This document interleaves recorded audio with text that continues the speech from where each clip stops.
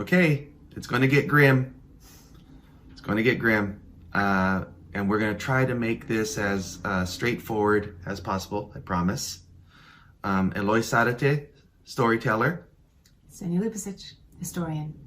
We're going to start off the 20th century, really, in this last unit of the course with the Great War, or World War I, the war to end all wars, the war for democracy, really ultimately the war that was supposed to solve the problems that were bubbling up during the 19th century.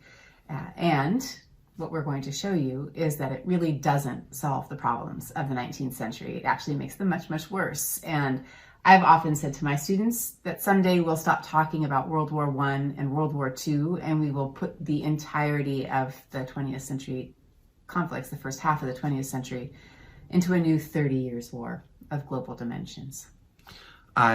I think that the way I usually present this in my course is not that this is a World War I, but this is like the middle skirmish, because the conflicts that are being brought up in World War I are things that start with the Franco-Prussian War and the dealing with boundaries and movement of people and visions of the future. So really, just like Professor Lubicic said, it is going to try to resolve all the issues that are percolating up at the end of the 19th century.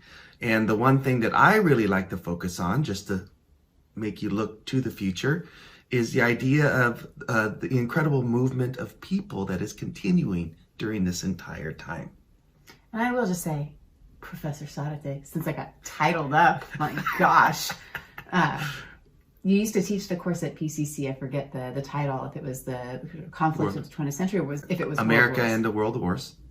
And it was probably the most fun teaching you did, just in terms of the conversations we had. I don't know how you felt teaching the course, but it really is. I really always enjoy how you approach the wars. Again, maybe it's a Latin Americanist thing. Of course, it's always a Latin Americanist thing. It's American. hot and it's spicy.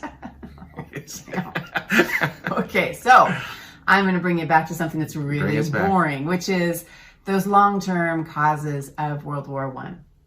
So Eloy is talking about watching the movement of people, but traditionally when we talk about World War I, we find or locate its origins in nationalism, in imperialism, and in industrialization. That those three burgeoning, I don't even know if you would call them developments, realities, are going to be what is going to draw the individual European nations into more and more direct conflict. And if we're going to go in that direction, then when we usually traditionally look at imperialist powers, it's going to be France, it's going to be England. When I teach my US class, the United States. But you have countries that are coming late to this, more traditional countries. Russia, Germany, Italy, Austria-Hungary. They start developing their plans of industrialization and modernization later. So when they look at the world and say, now what are we going to do as we move forward? The models have been England and France, but England and France have divvied up the world. So where are you going to imperialize? Next door. And this is going to be a continuing theme in the next lecture, because when we look at the fallout of World War I, that coming to the world and coming to the imperialist table is going to continue to spread. And it'll be a large part of understanding Japan's role in World War II, seeing them say, well, Britain did it this way, we should be able to do the same. So it's going to have this reverberating reality. Go ahead. And the reason that's going to be a problem is France and England have rationalized their imperialism. So when you rationalize and give reasons, well, we need to civilize, we need to modernize, and then you have countries that are trying to do that, well, you're going to be the model, right? England's going to be the model, France is going to be the model, and what this war is going to bring, and what Germany has been doing, is that they've been becoming a model of imperialism, of how you can have the state run a world expansion project. Oh, he likes that phrase. It just came to mind. I was like, wow, that's a really good one. That's going to get its own bubble Yes. right there with Okay. maybe an exclamation mark Very on good. it. Ooh. I like it. Oh, yeah, I know you do. So, in addition to the long-term causes, we also identify short-term causes of World War I. And those are things like the arms race, which is tied back to industrialization. It's going to be the alliance system, which is tied back to nationalism, but also a very traditional way of thinking about how you interact with your neighbors. Sort of the old 19th century diplomacy is going to carry itself through World War I, but by the end of World War II, largely be dead, and we'll just go to nuclear power. It'll just become the driving force of intimidation of the Cold War. And then, of course, the spark that we identify, which is the assassination of Ferdinand. Good grief. Archduke Ferdinand. Thank you. Wow. Yeah. The storyteller had to pull that one out. Boy. Amazing. There's going to be an edit. It's, nice. Nice. When I stumble, she's like, oh, look at this Leave dumb that in. I'm girl. going to put a bubble. She can't pull out Archduke Ferdinand. You know you're in trouble. Why does this spark World War I? Well, Archduke Ferdinand, an Austro-Hungarian, Thank you.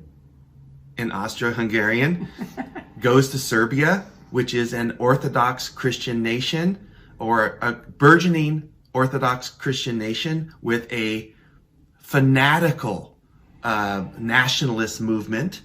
These nationalists, I think they're the black hand, brown hand, yellow hand, are trying to nationalize Serbia. When they see Archduke Ferdinand coming in parading with his feathers in his hair and his wife, whoa, here come the imperialists.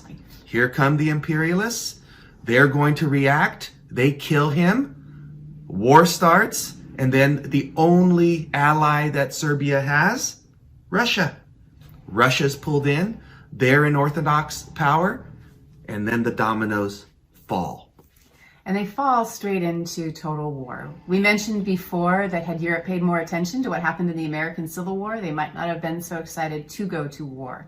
But the horrors of World War I, when Europe finally turned industrialized mechanization of death on themselves, is going to scar the nations. They still, I would argue, in many ways, haven't recovered. We can be very critical in the United States of the reluctance of Europe to go to war in certain cases, but I would argue that a lot of that reluctance is actually rooted in the experiences of World War I and the fact that they are still living with this. There will be an effort to turn all of sort of scientific knowledge to winning your objective. And so barbed wire, mustard gas, machine guns, all of these are going to transform warfare. They are going to increase the death tolls. They're going to blur the line between battlefield and home front. You are going to have a lost generation of young men. It is going to be a scarring war for Europe. And the rest of the world is going to kind of be like, yeah, it's bad what you've been doing. And it's not just a scarring of the society, it's a scarring of the earth. The environmental consequences of World War I are still being felt today. There are battlefields in Europe, thousands of acres, that will not be safe to farm or live on, still for centuries to come because of World War I. So this is not just, this is the mechanization and the industrialization of war that is going to not only scar, but poison these areas. And Europeans are always reminded. Yeah. There's a great book called Aftermath that we'll throw in as a resource for you. We're not going to spend a lot of time going through the details of the war, but we do want to point out, as we've been alluding to through this lecture, that when the war comes to its end, and there's sort of big rabbit ear quotes on that, Huge. With the Treaty of Versailles, it's really a peace that is not a peace. It is a peace that is meant to punish, and so there's no resolution. Germany is going to be stripped of its military. It is going to be stripped by and large of its government. It'll be given the Weimar Republic, its own sort of democratic system that nobody will trust. You're going to have all of these colonies that were called upon to support the mother country, who thought that they would be getting independence or a greater say in how their countries are run, who will not receive that. And so you will have then again a renewed scramble, that reverberation of, well, we've already divvied up the world and we're just going to keep it that way. So there's not going to be a resolution. You can literally look at the Treaty of Versailles and follow from it the beginning of communist rule in China. You can see all sorts of decolonization movements that are going to come out of this. You've tilted your head. That makes me nervous. No, I just tilted my head because the shadow is in the film. Oh, keep doing that. That'll be great. There's going to be a green haze around you. This is going to be the Alien series of lectures. We're both going to be a little green. One of the components that I want to focus on, because it's the most influential that I learned later in my career, is that the solution in Europe is going to be to create nations, create borders. And what that is going to do is trap people of different ethnic groups in other countries, which is going to be one of the rationalizations of future leaders to say, hey, if a nation is made up of citizens that are culturally similar, and there are millions of our people out there trapped in other countries, can we get them here? Or maybe we have to go to them to save them and give them the rights and the freedoms that this liberal world has now said is the way forward. So speak as you study. We really want you to just keep thinking about how this maybe serves as a hinge between the 19th century and the 20th century, how all of these systems that we've been talking about, the problems that these systems are trying to solve, really are not finding resolution. Because as we continue on in the 20th century, we're just going to see how the attempts to fix these problems actually open the door to a whole host of other issues. And just like Dr. Lubicic said earlier, Goodness. if Europe would have been paying attention to the United States Civil War,